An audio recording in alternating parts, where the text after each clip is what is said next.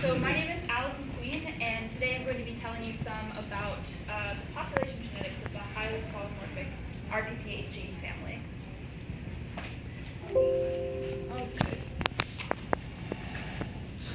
Okay, so before I tell you about that, I'm going to first talk to you about how extreme allelic diversity might be maintained. And there's sort of three main mechanisms by which this thought can be maintained. The first of which is heterozygote advantage. And this is simply where the heterozygote has a higher fitness than either of the homozygotes. Probably the most famous example of this is sickle cell anemia, where the heterozygote is resistant to both a genetic disease, sickle cell anemia, and malaria. Now, in contrast, fluctuating selection can occur anytime that selective pressures vary over time or space. And so if we're talking again about pathogen resistance, then the differential presence of pathogens over time or space could have certain resistance alleles. And this could cause, if the selection is sort of gradual enough, this can cause maintenance of more diversity over evolutionary time. And in a disease perspective, a disease resistance perspective, rare allele advantage works much the same. So you might expect that pathogens would overcome a common allele more quickly because it's the best host is the most common one. And so there might be selection for rare alleles in the population. So why am I interested in this? I'm interested because I have an incredibly diverse R gene family. And so this gene family is RPP8. RPP8 is present in Arabidopsis thaliana. And this is sort of its nucleotide diversity compared to all sort of single copy regions in Arabidopsis thaliana. And this is the squares here are the exons of the gene. And just to give you a sense of how wacky this figure is, this dashed line is the average nucleotide diversity in Arabidopsis, and is actually also the 95% confidence interval for diversity in single copy regions. So the nucleotide diversity in RPP8 is sort of like 3 to 15 times the actual diversity that you see across single copy regions in the Arabidopsis genome. It has 470 segregating sites. What is going on there? And even compared to genes in the same gene family as RPP8, RPP8 is quite extreme. So it has, this is compared to other genes in the same gene family here, and it has sort of 2 to 3 times the nucleotide diversity of other genes, single copy genes. And it also has just an absurd fraction of unique haplotypes. So why is RPP8 so diverse? Well, RPP8 is involved in pathogen recognition, and most of you probably know that pathogen recognition genes are often the fastest evolving and most diverse genes in any eukaryotic genomes. So we actually know that 3 different alleles of RPP8 recognize 3 distinct pathogens, 2 distinct viruses, and an oomycete. And I don't really, unfortunately, have time to talk about this cool R gene family today, but if you're interested in learning more, there's this great paper on bioRxiv that's just been put up. So let's talk about the maintenance of extreme allelic diversity in RPP8. And let's go back to our theory. So if we're thinking about how heterozygote advantage might increase nucleotide diversity, well, this makes sense for a pathogen recognition protein because 1 copy of this should be enough to confer recognition. But the problem here is that Arabidopsis thaliana is a selfer. It selfs 97% of the time. So it would be surprising if heterozygote advantage was a common mechanism to maintain diversity in this system.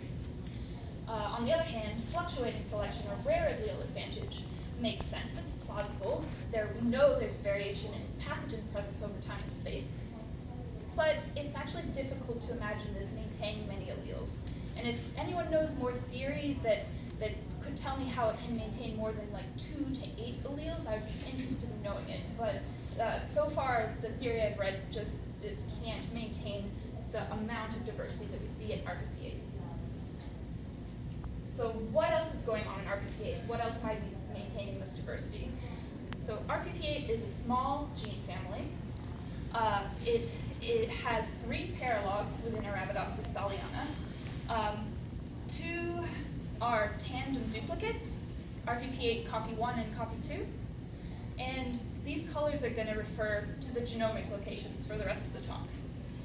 And then there's a 3rd distant paralog that isn't a tandem duplicate. It's present on the same chromosome, but about 2 megabases away, so there's sort of 300 genes in between. And there's also this quite common copy number polymorphism segregating at paralog 2. And I'll just note that these are really common genomic architectural features of disease resistance and recognition genes in plant genomes. These are frequently seen. So I asked, what was the effect of this gene duplication on polymorphism in RPP8? And the first thing I'm going to claim about this is that all 3 of these paralogs are actually contributing to variation in RPP8. And the reason I say this is I sequenced alleles from all 3 genomic locations, full alleles, and then I constructed a phylogeny of these alleles. And our expectation for this phylogeny is if these alleles are evolving independently, then each genomic location should segregate into its own distinct clade. And so the clades here are going to be indicated by the colored boxes around the phylogeny. So, and in contrast, if these alleles are not evolving independently, we should expect to see a lot of shuffling on the phylogeny and many smaller clades with alleles from one genomic location that are more closely related to alleles from other genomic locations. And in fact, oh yes, this is what we see. This phylogeny on the left is what we see for the RPP8 region without the pathogen recognition domain. Whereas the phylogeny on the right is what we see for the pathogen recognition domain of this gene family. So this pathogen recognition domain is definitely evolving in concert at these 3 distinct genomic loci. So what is happening here? So intergenic gene conversion is happening here. And what intergenic gene conversion is essentially during meiosis, 2 paralogs at different genomic locations might come into contact. And when a recombination event is resolved by a non-crossover event, that is when you get intergenic gene recombination, or gene conversion, I should say. And so the effect of this is to take a small segment of DNA from one paralog and essentially replace sequence at a second paralog. And so while that sounds like it should homogenize alleles and reduce diversity, over evolutionary time, what this does is it actually increases nucleotide diversity. So if you think about genes and alleles like they're members of a species, then essentially what this is doing is it's giving you 2 islands with populations of alleles on them. And if we allow for migration between these populations, then you effectively have a much larger pool of alleles to draw from, and so you should expect to have more diversity. And intergenic gene conversion also generates new shuffled variants, and that's very valuable if you're trying to generate new recognition specificities. So I got curious about how intergenic gene conversion and selection might interact to increase polymorphism at its locus. And so I estimated intergenic gene conversion rates at RPP8, and unfortunately I will not really have time today to tell you how I did this. I'd love to talk about it at some point. Essentially I did this through estimating what's known as site frequency spectra, and this is an example of one on the bottom left here. And what this does is it shows you the frequencies of derived SNPs, and it shows you their frequencies between all 3 paralogs. So for example, here are SNPs that are derived alleles that are shared between all 3 RPP8 paralogs. And you can see that there's a lot of them. And essentially this allows you to estimate intergenic gene conversion rates. I took these rates and I did forward in time population genetic simulations of polymorphism. And I did 2 big ones that I'm going to talk about today. The first of which is Both of them involved changing selfing rates, and that's going to be on the x-axis here. And the output of the models was a measure of nucleotide diversity. So we've got a model with 3 paralogs that are all undergoing intergenic gene conversion. And the first model on the left is under neutrality. And the second model on the right is including the effects of balancing selection on a presence-absence polymorphism at paralog 2, which we do observe at RPP8.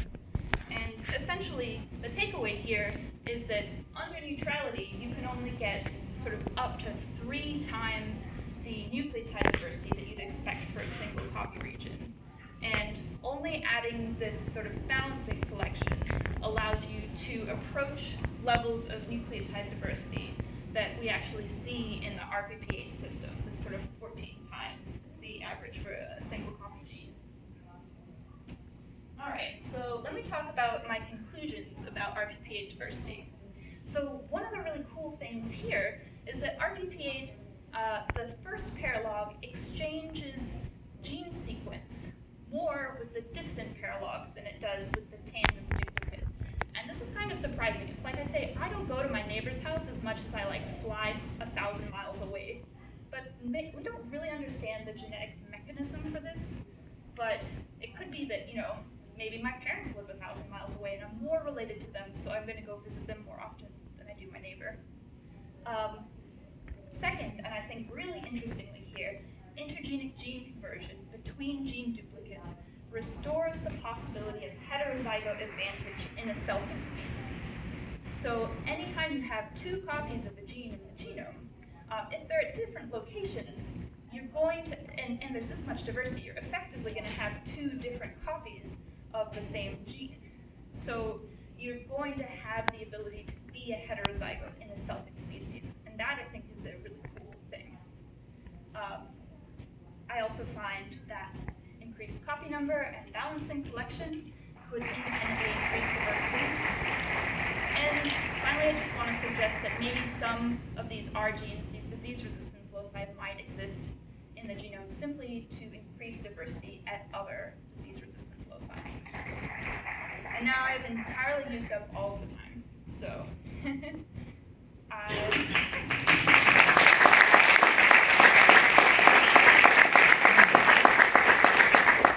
oh yeah, it might be on bioRxiv next week, so thanks for scheduling.